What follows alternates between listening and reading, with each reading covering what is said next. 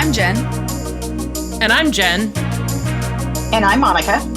And this is Talk Dogs with Us.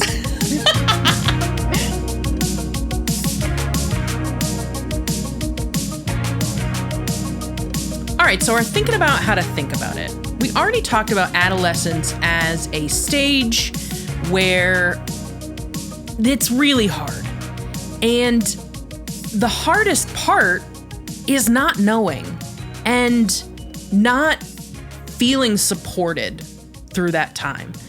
And so what we're going to think about today is going to be supporting people through these times, educating them on what's going on, what they can do, and giving them tools in their tool belt to deal with their life with an adolescent dog.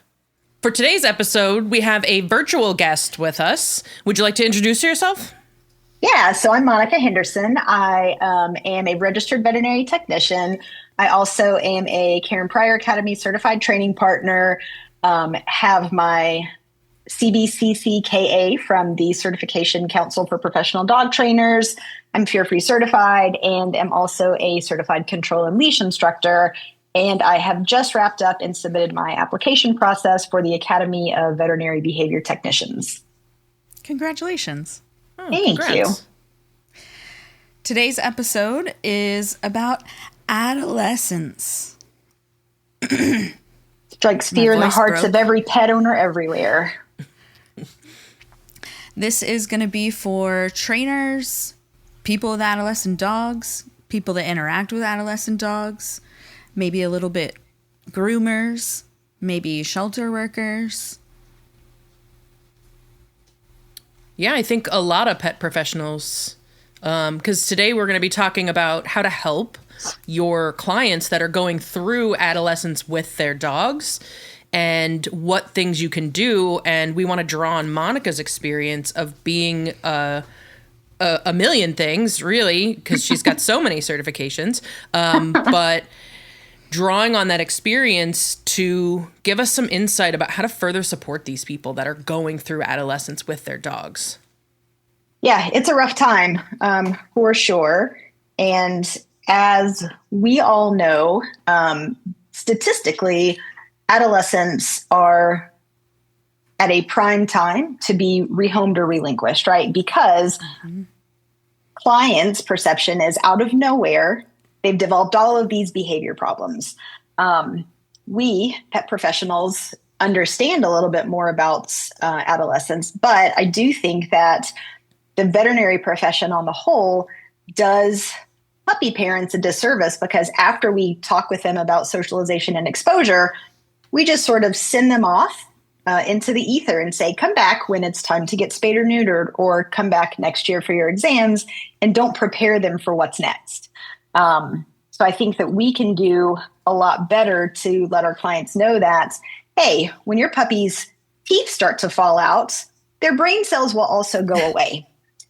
Their teeth will come back in a month or so. Their brain cells you might see starting to make some connections again in a year and a half, maybe 2 years.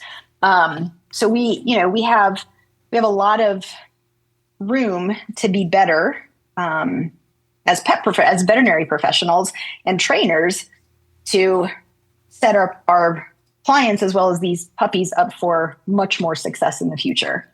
Yeah, we're missing some education there.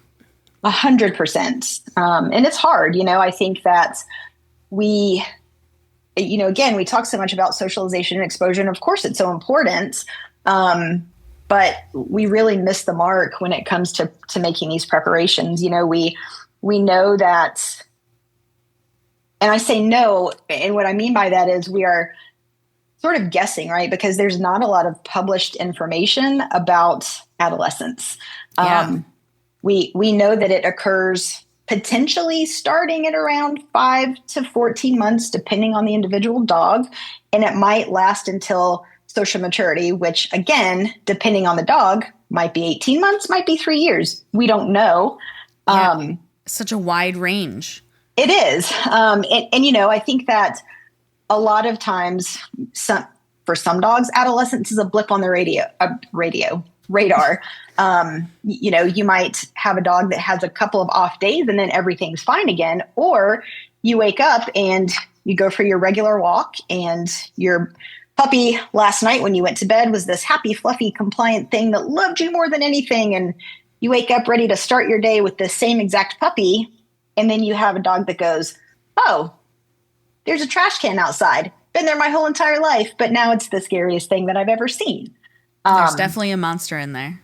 Yeah. So, I think with adolescence, we have a general picture that there is an increase in independence, that there is some increase in impulsivity, or that we see a lack of impulse control. We also assume that there are fear periods in adolescence, but again, who actually knows? Because it's not well studied and certainly not published. If it is that fear period necessarily fear, or could it be that these puppies are experiencing some pain or discomfort because of physical growth, and then they see something that is in their adolescent brains novel, and then they go, oh, this thing is frightening. I also don't feel good. Here's a big overreaction of me barky lunging up on the end of the leash. Hard to know, but it's all stuff that we see and notice and hear about through the grapevine of pet professionals, of what our clients and patients are experiencing during this really weird developmental phase. I think it's doubly hard because you don't get a letter in the mail saying, notice in 15 days your puppy's going to turn into a goblin. And that's right. It's not even super clear from what you're saying, like in research and settings like that, it's not even clear what's going to happen, if anything, right? Correct. And so how do you prep somebody for a time that they may or may not experience? And yeah. I think goes back to what Jen A was mentioning, is that this is about communication, right? Like, we can't necessarily sit our clients down and say, okay, on exactly 9 months and 4 days after your puppy's birthday, expect these changes to happen. But what we can do is say, hey, listen, this really compliant puppy is awesome. And I know that you feel like things are going great and we love that for you. However, we want to prepare you for the fact that these things could happen.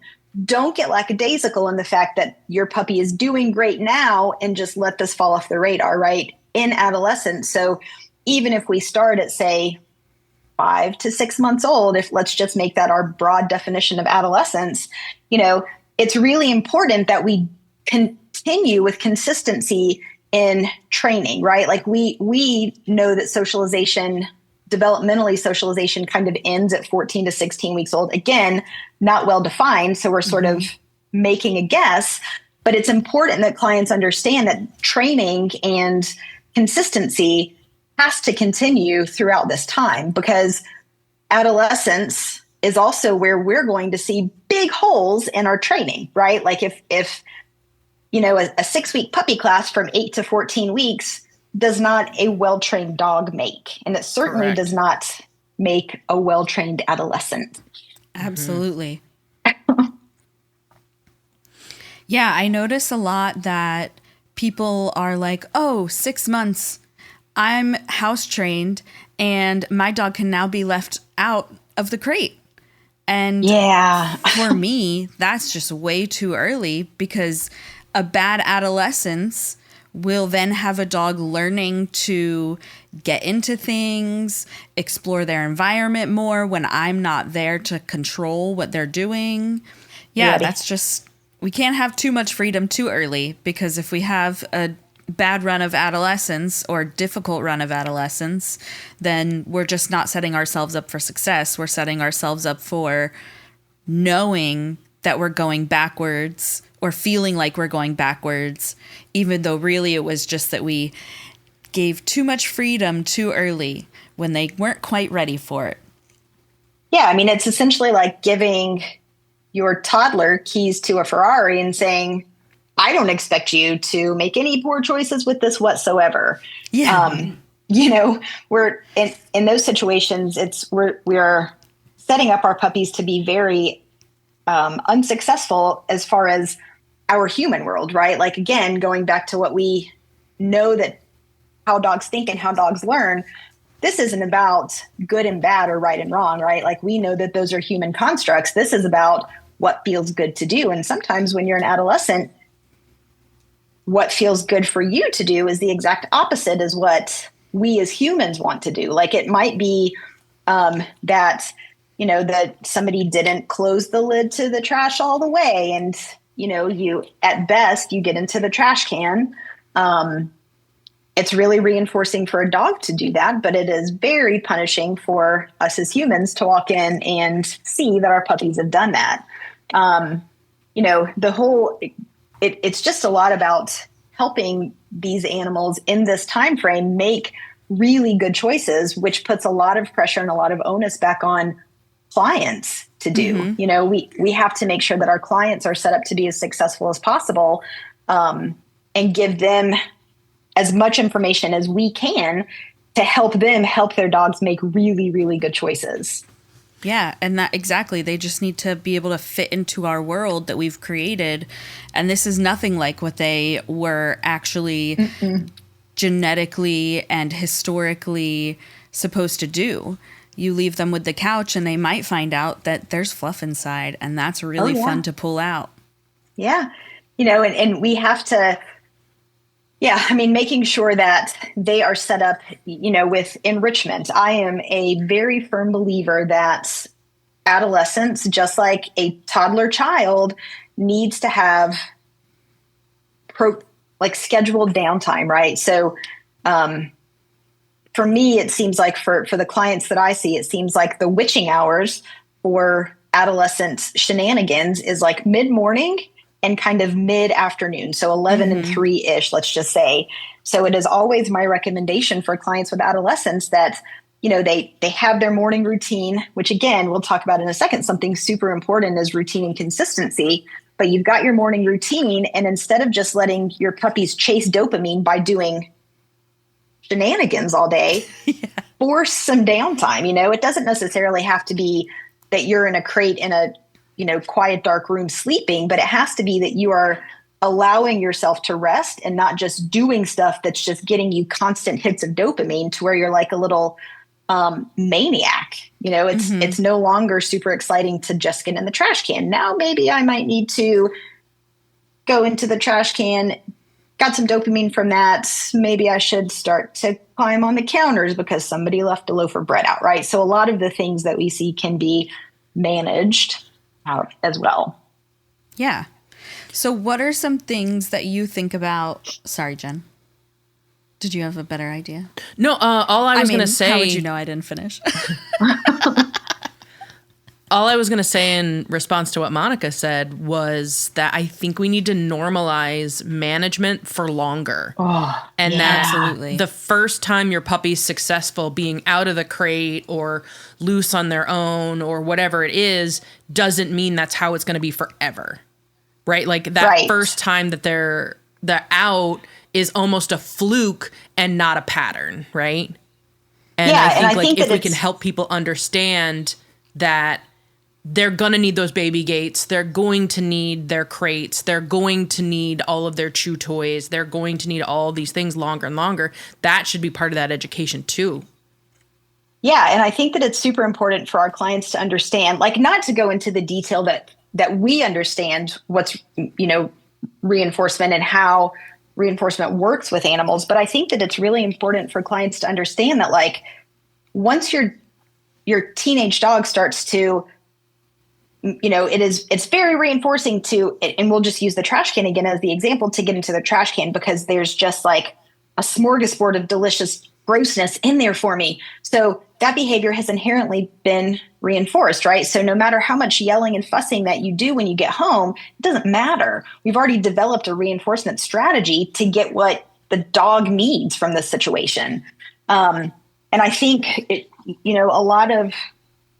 I'm a big fan, and I know that the two of you know this, of the PREMAC principle, right? Like using dogs' natural motivations to get desired reinforcement. And while I don't think that the PREMAC principle doesn't necessarily correlate to this, like, what can we do for our dogs to meet the need of sniffing and foraging and doing shenanigans, but in a controlled environment, in a controlled manner so that this need is met. Yeah. Yeah.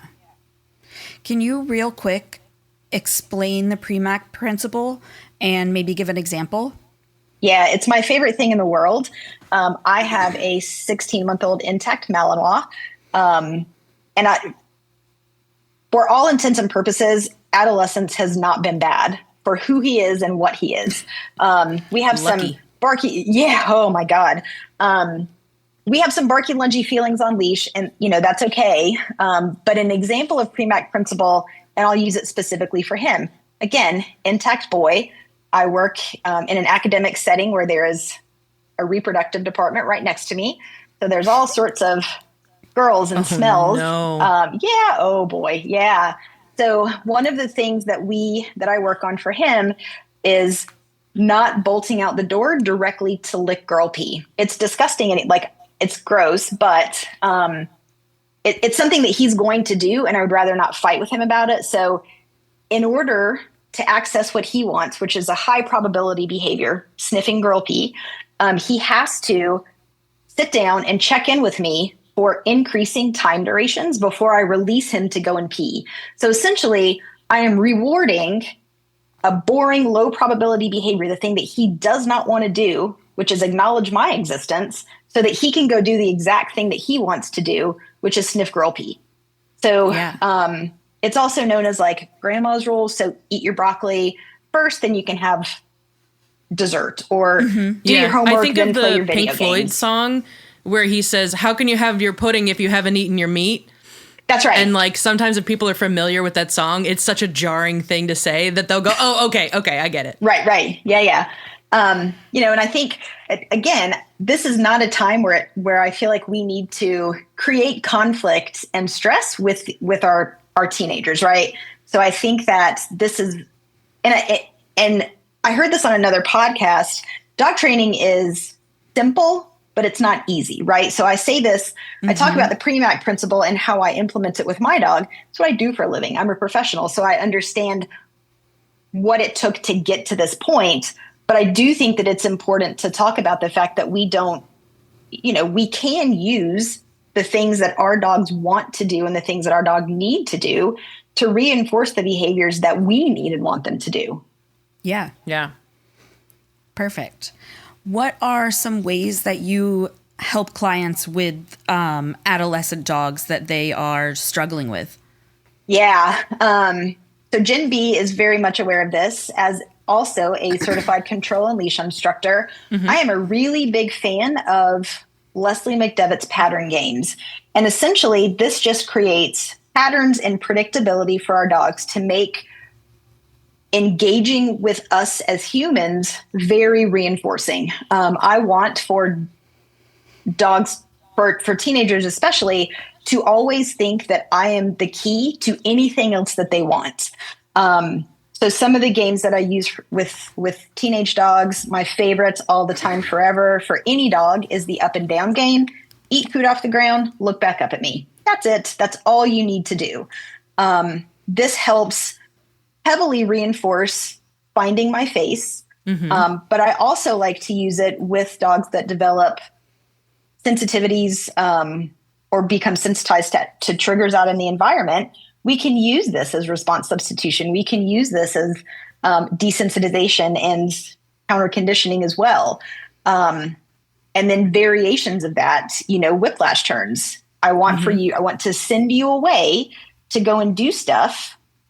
I'll flip around behind you. You go off and eat your food. And then you look up and you go, oh, poop, my mom and dad aren't here anymore. So then you have to turn around and find me too, which also helps kind of inform the dog that sometimes when you look up and you see that there's no parent in the world, that is a context clue for you to turn around and find your parent. If there's no parents, where could they possibly be?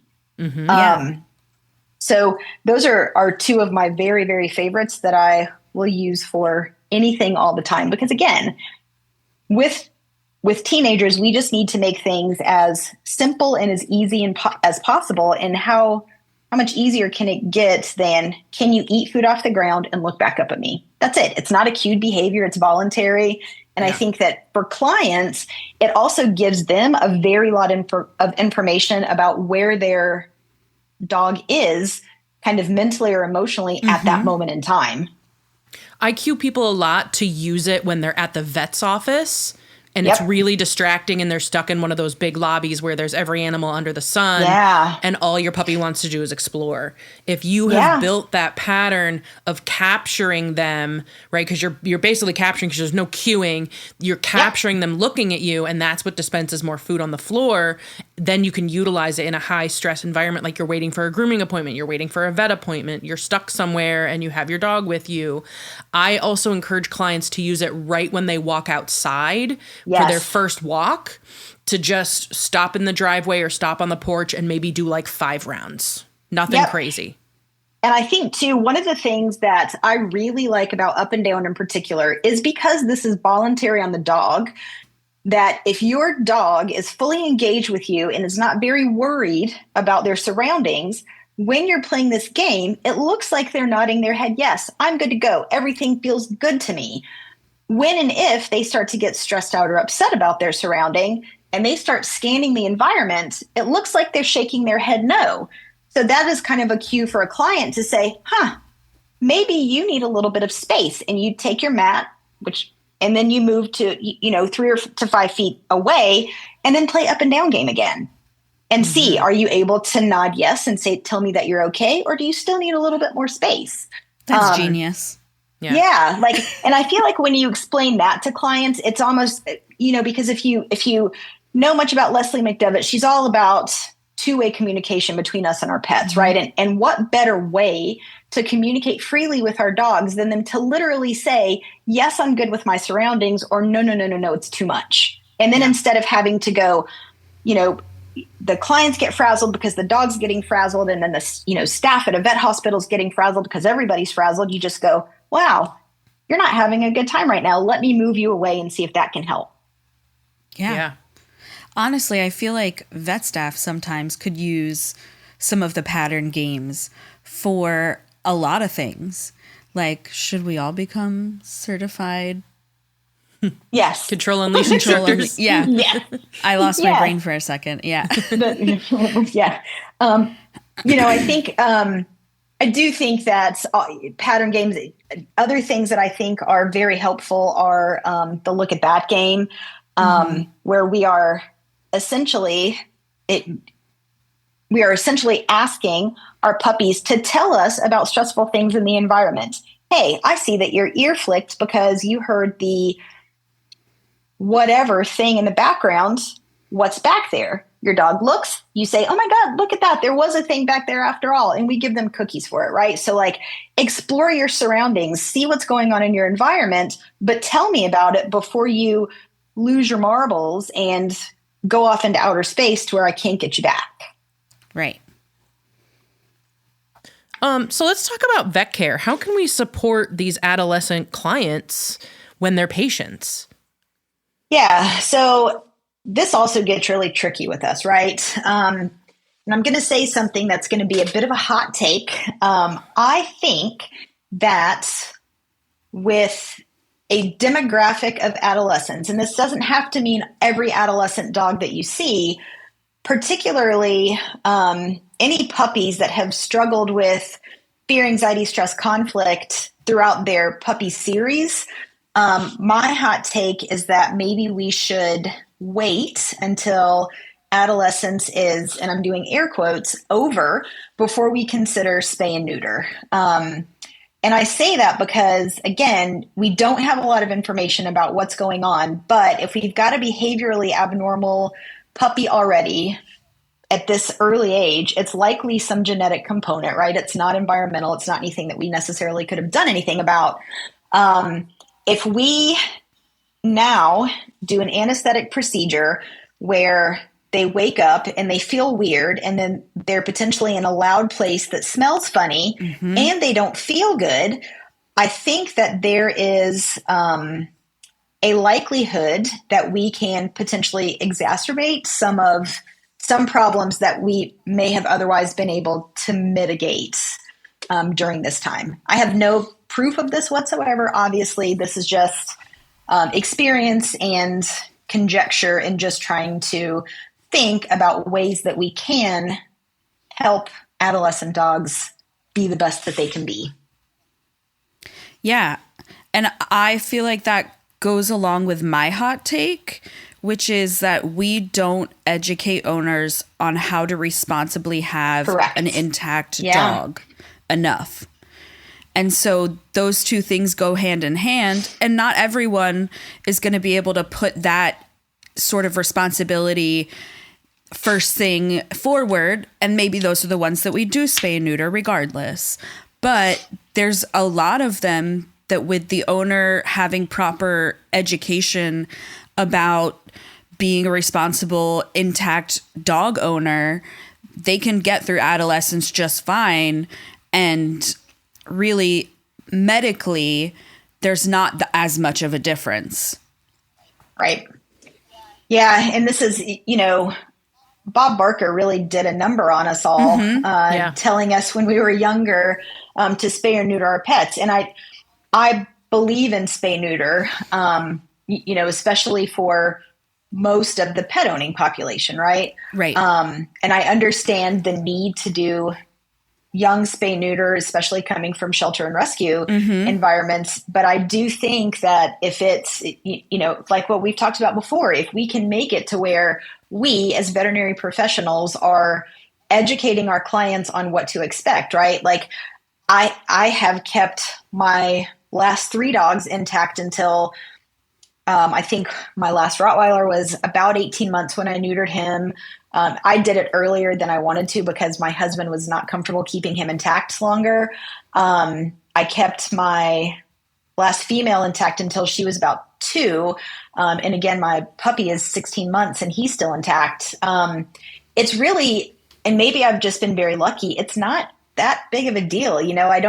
We keep everybody, there's not a possibility for us, for the boys to run around and impregnate every living female in the county. I think that with my female, the big thing was just understanding what an actual heat cycle looked like and keeping her away from male dogs during that time. Do I think that it is, it's not as hard as I was led to believe to manage intact dogs. I just think that you have to be thoughtful and responsible. But again, it goes back to us educating our clients about what thoughtful and responsible intact dog ownership looks like. Agreed. Yeah. So, yeah. And I think when you consider that it's not just the act of spaying and neutering, these are dogs that are coming into the clinic early in the morning. They're sitting in a cage for an undetermined amount of time. Sometimes they're getting IV catheters, and then they might get an IM injection if they won't allow an IV catheter, but now they've been handled twice. And then they feel weird from falling asleep, waking up, their abdomen is painful when maybe their body was already painful. Yep. And it's just a whole lot for them to go through at a time where they could be so sensitive. Well, and then so we have that, and then we have 10 to 14 days of recovery. Exactly. So we've got, so during that time, I do think that recovery, spay and neuter recovery is kind of for some owners, they're like, oh yeah, give me all the drugs. Let me, keep my pet sedated during that time, because it kind of gives them a break from having to constantly be bothered with their teenage dog. But recovery is not easy. If you've got young active dogs who can't do much with their bodies, what are you going to do? We have to, right. So then we've got to start thinking about how we can support post-op for these dogs, which goes into, enrichment and mental enrichment and olfaction and things like that with them to help keep their brains going while their bodies can't. Yeah. Yeah. It's a lot compounded. Yeah. And I think it also occurs during this time where they've had their last rabies, or they've had their rabies vaccine, and now we're waiting for almost a year before we see them. And there's all this time that they aren't getting support from their vet staff unless it's an emergency or an urgent situation. Yeah. And then we, at best, we have a dog that comes in for vaccines, and they're just the typical wriggly schmiggly adolescent that can't be bothered to hold still because maybe they've never been taught that. And then also, hey, I haven't been back to this place since I was a baby and I still had pliable brain, and it wasn't scary then. Now I come back in and you mean somebody's going to hang on to me while other people do pokey stuff in my butt? No, not into that. That's never happened before. Never. And, I think in these situations too, what we can do as staff is perhaps during this time, we start from the top. The first time that the first interaction with our clients, the CSR says, oh yeah, I see that Fluffy is, just over a year now. How are things going? Do you think, and I don't know, maybe this is too much for a CSR, but this is also pillars of good communication, right? Like we have our entire staff educated on what to expect with the patients that they are also a part of the team for. Yeah. And we tried to, from the top, from that first communication, we ask, how are things going? How have things been going? Have you noticed any, behavior changes that you would like to speak with Dr. Jen about? And maybe with those appointments, we can give them 15 extra minutes so that we have a little bit of time to take breaks with these patients. Instead of, hopefully it's not, I work in a bubble right now. So I don't see a lot of over restraint anymore, but I am very specific to stay in my bubble. Yeah. But I believe that over restraint still happens, but I think it's also really important for us as veterinary staff to remember that these situations, if we're putting our pets in situations, especially teenagers who are kind of behaviorally, emotionally fragile anyway, if we're putting them in situations that they can't escape from, all they learn to do is fight harder, which makes the situation worse for literally all of us. It makes it worse for the pet. The client is probably getting stressed out and mortified. The staff is certainly getting upset. So why can't we just give them a little break with a licky mat or a food scatter, even just a food scatter away from the staff, and then we can try again instead of continuing to force issues and just making everything worse. Each bad experience is going to beget another bad experience, right?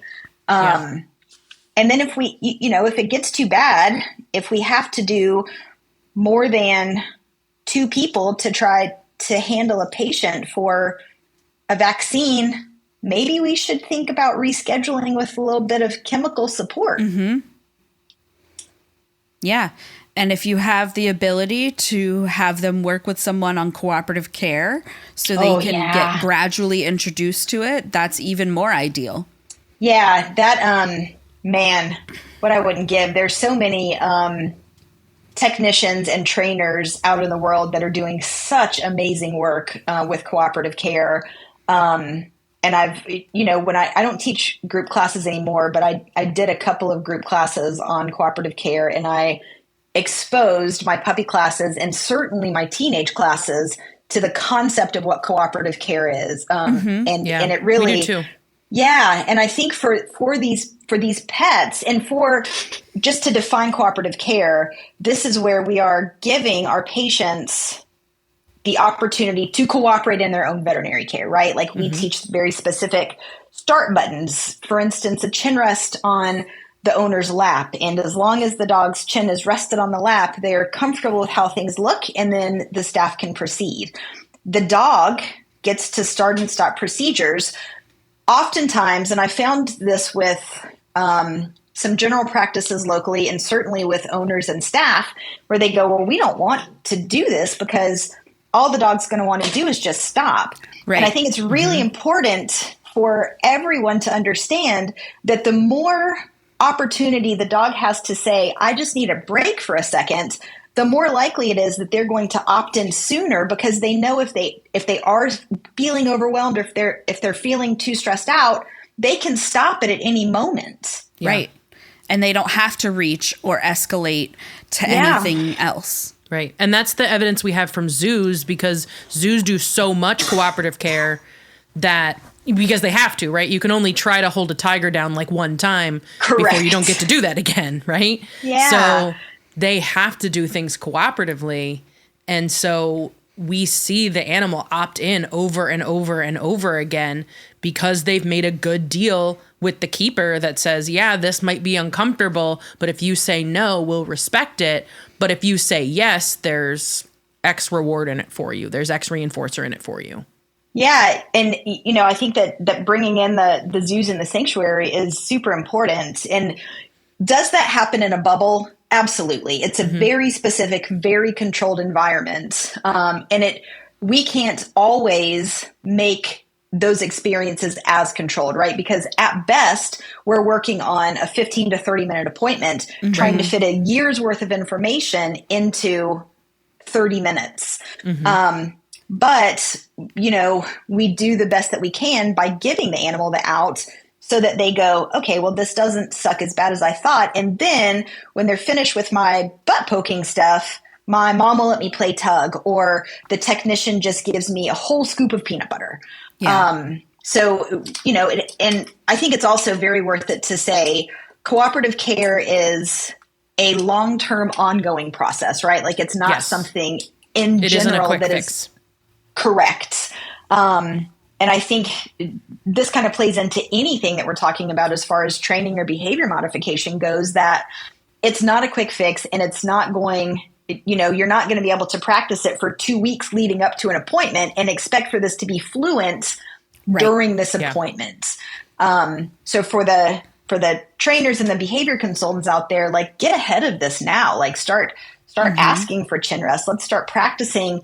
Go to your mat and relaxing on your mat so that then we can take our mat to the vet, and the mat has a conditioned response to, I go on this and I just sit here and I take deep breaths. Right. Yeah. And I think another thing, veterinary staff hate this one simple fact, is that clients should feel comfortable advocating for their own pet's well-being. Absolutely. Yep. I know that there are a lot of staff out there that are, rolling their eyes and sucking their teeth, and they feel the rage building. And I get it, because we are on such a time crunch with our things, but it is going to cost your hospital less manpower, and it is going to save additional appointments from having to send this pet home with PDPs to try to come back if we listen to our pets and we listen to the owners. And not for nothing, these are living, breathing creatures. Yeah. We owe it to them to not torture them. Yeah. And, it's something that it's a weird thing, right? Like, and I don't mean to imply that everywhere all the time are like bullying animals, but we do it because we can, right? Like we do it because we know that we can put a muzzle on a dog. And my favorite thing, and I say this like with chills down my spine, like where you grab the legs closest to you and like pull them out from under the dog and lie them on laterally so that we can do all the things.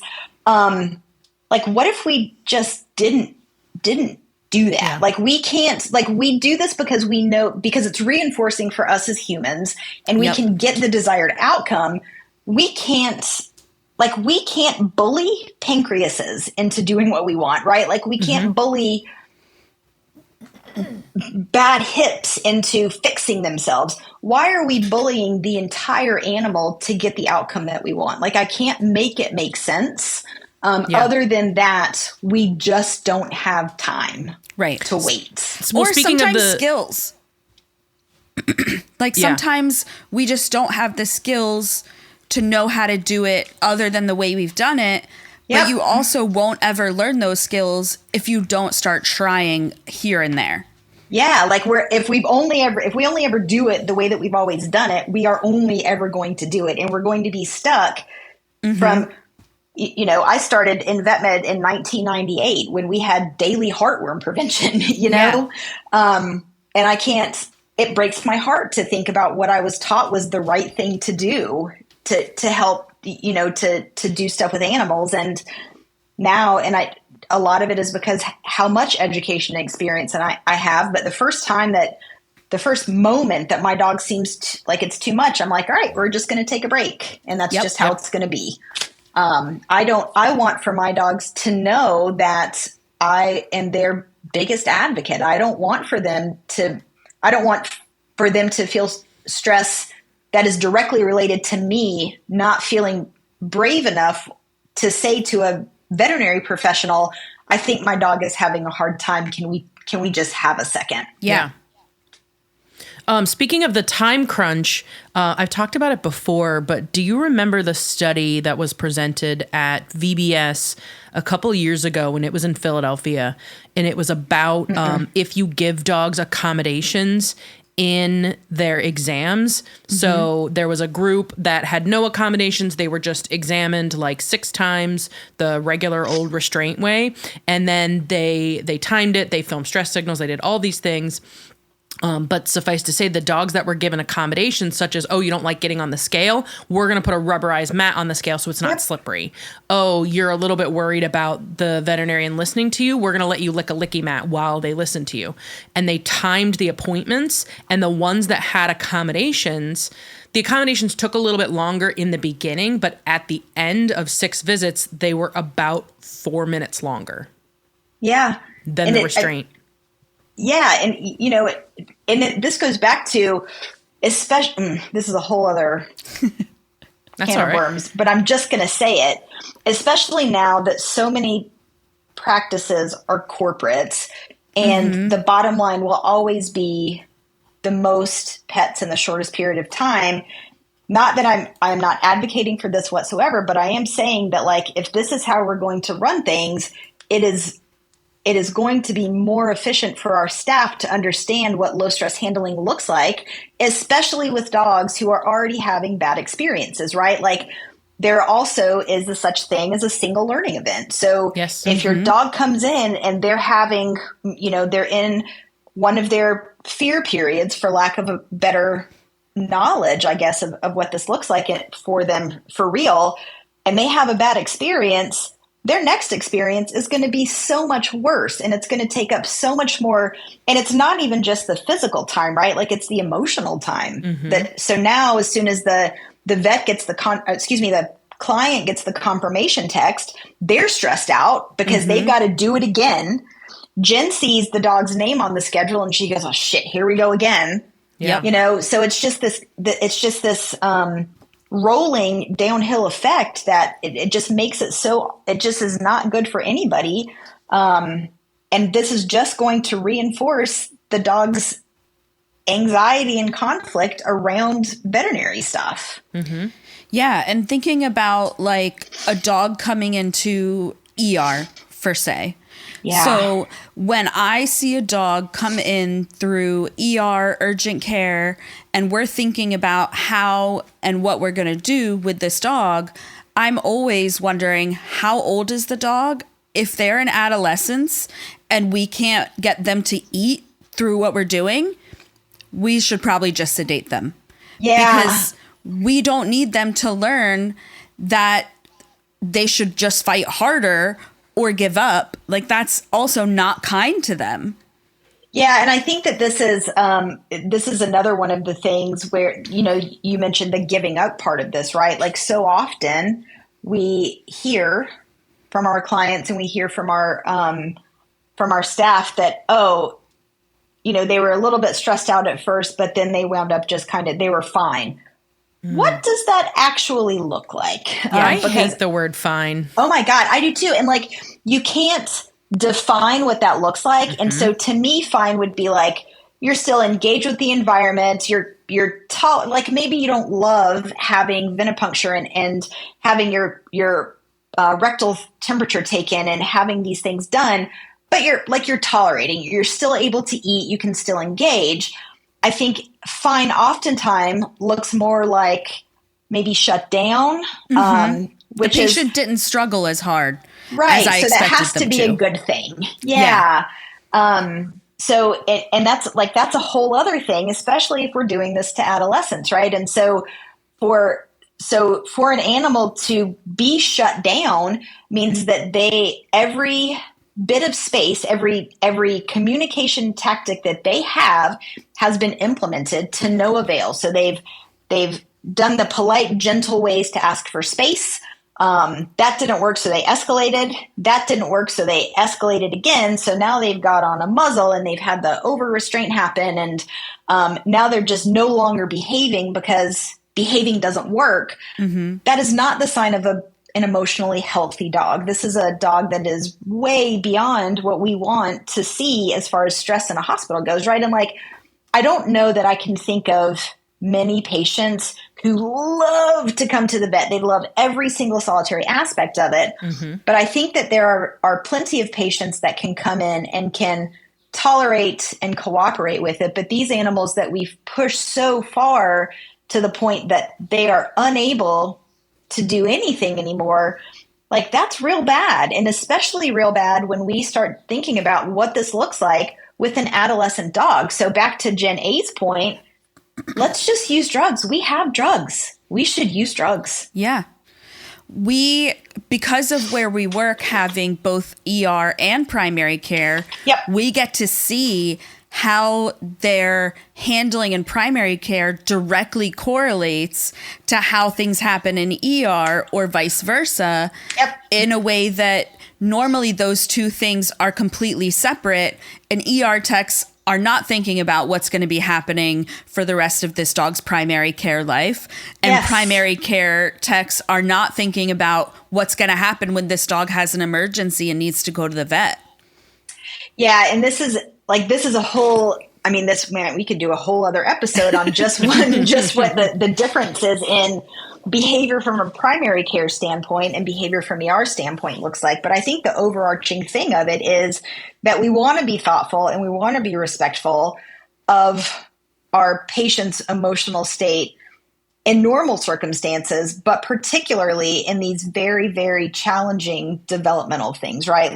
Absolutely. When we can use gentle restraint and we can use food, we do it.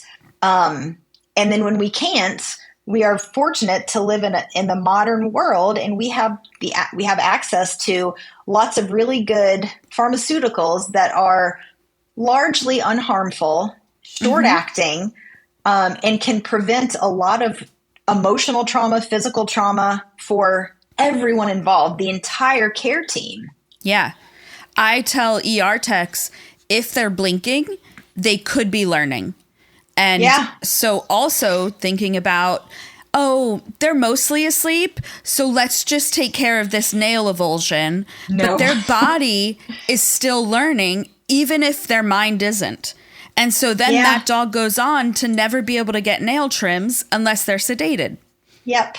And I think, I say this from personal experience, I do think that the overuse of chemical restraint is potentially a thing too, because we were with one of my personal dogs, we had to sedate her for nail trims. Now she's correlated the weird feeling of Gabatraz with nail trims, and she fights like crazy through her stuff. So it's made it even more challenging for us. So, to the listeners, goes both ways. Be better than I was. Yeah. Yeah. All right. Top tips. Tip top. Whoa.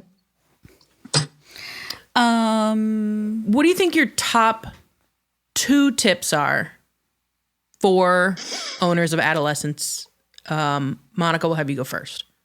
Yeah, I will just, I'm going to say this, I'll just jot it down really fast. And you two tell me if this is fitting into what you think. I think that be consistent. And what is my other thing? Be consistent and patient, I think, Beautiful. Are my top 2 things, right? Yeah. That sums up adolescence, consistent and patient. Yeah. Yeah. My top 2 tips are, this too shall pass. And just keep on keeping on. The only way out is through. That's right. Oh, I like that. I think my two are keep prevention handy, keep your management handy, don't let go of it, and look for community, look for help, look for support. Oh, yeah. Reach out to other dog owners, reach out to other people that may be able to help you care through this stage, and don't do it alone. Yes, that's good. All right. Perfect. Yeah, that was great. We did it. We did do it. Monica's our first virtual guest. Yeah. We did it. Yay. We got through the technical hiccups. Mostly. I think it was great. Yeah. Okay. All right. Well, have a great time. Good night. Thanks so much and good night. Bye. Talk Dogs With Us is an informational podcast and not a substitute for qualified medical advice. Are you a pet professional or parent looking to learn more and challenge your current assumption about our pets? Then let's go on this journey together at our website, talkdogswithus.com. Give us a bark at Facebook and Instagram at Talk Dogs With Us. You can help keep the conversation going by subscribing to our Patreon, patreon.com/talkdogswithus, or buy us a coffee at ko-fi.com/talkdogswithus. Art direction by Alex Oren, theme song and audio engineering by Stephen Rossblock. Check out more from him at stephenrossblock.com. Thanks for listening.